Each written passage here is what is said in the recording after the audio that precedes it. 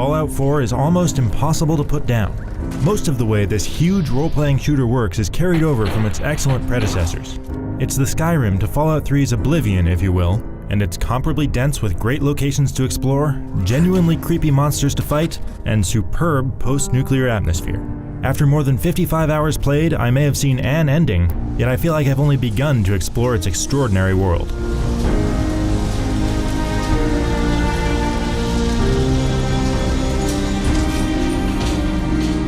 A story that begins as a basic search for your lost family evolves into something much more complex, morally nuanced, and less clear-cut by the time you're through. Like in Fallout New Vegas, several groups are competing for control of the region, and deciding which of their imperfect post-apocalyptic philosophies to align myself with made me pause to consider how I wanted events to play out. You need to understand what it means to be a part of the Brotherhood. Even the highly questionable Institute has a tempting reason to side with them. I was initially disappointed by the overeager beginning. Soon after a revealing glimpse of pre-war life and events on the day the bombs fell, Fallout 4 throws you into a big action moment that sacrifices the sense of working your way up from the very bottom. But that feeling passed as I began to explore, and met some memorable companion characters. As I live and breathe! Oh, it's really you!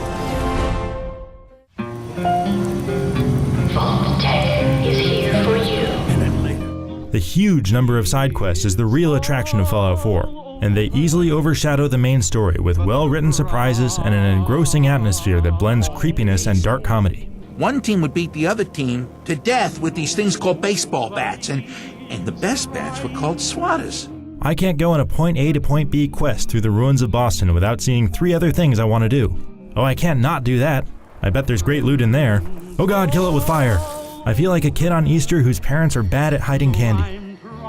Side quests are so addictively rewarding in part because loot has been punched up in a very Diablo-style way. On top of the typical spoils of battle and foraging, every so often you'll come across a legendary enemy who will drop a uniquely named special weapon or item with a modifier. I found it difficult to part with these. They're so full of potential, and I found I changed my playstyle to take advantage of the bonuses they offer. And these items, along with nearly everything else, are upgradable, because Fallout 4's crafting is crazy in a good way. You can enhance both an item's stats and its look, creating an extremely varied selection of equipment. And because every item in the world is made up of components, nothing is worthless. I once went on a desperate search for pencils so that I could extract their lead to use for radiation shielding. Fallout 4's gunplay feels like a good quality first-person shooter, to the point where you could comfortably avoid VATS auto-targeting if you wanted to. But I didn't, because these slow-motion dismembering kills are still great rewards for a job well done.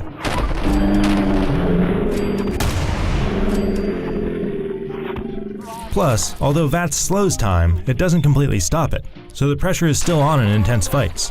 And a new manually activated critical strike system, and the ability to cancel out of VATS at any time, give a touch of much-needed control over these events. Melee's still a bit simplistic, though.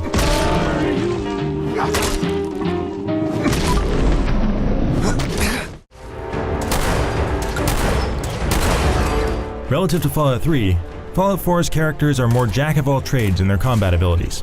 In fact, the entire concepts of skill points and traits have been consumed by the perk system. While this means giving up some minute control, it also means that every decision you make has a significant impact on how you play, so it works. Another major change is that power armor behaves almost like a walking tank, and fuel is a limited resource. It's a bold move that makes these Hulk's appearance on the battlefield feel like a big event. However, since my suit was always just a fast travel away, in practice having to run back and grab it when the going got tough became more of an inconvenience than anything. Meanwhile, building up settlements with the finicky build mode definitely adds something to fiddle with beyond quests. But my towns almost never contributed anything meaningful to my adventures beyond somewhere to hang my vast collection of looted hats. There's tons of potential here for crafty people to build some impressive stuff though. Fallout 4's performance on consoles is sometimes disappointing, with frequent frame rate slowdowns and hitches in areas that run smoothly on the PC. On all platforms we saw occasional crashes, and every so often there's a quest that won't properly begin or end due to scripting bugs. But it was nothing that dampened my enthusiasm for exploring, fighting, looting, and just existing in this lore-filled universe. The world, exploration, crafting, atmosphere, and story of Fallout 4 are all key parts of this hugely successful sandbox role-playing game. Great new reasons to obsessively gather and hoard relics of happier times, strong companions, and sympathetic villains driving tough decisions make it an adventure I'll definitely replay and revisit. Even the technical shakiness that crops up here and there can't begin to slow down its momentum. For much, much more on everything Fallout, stick with IGN.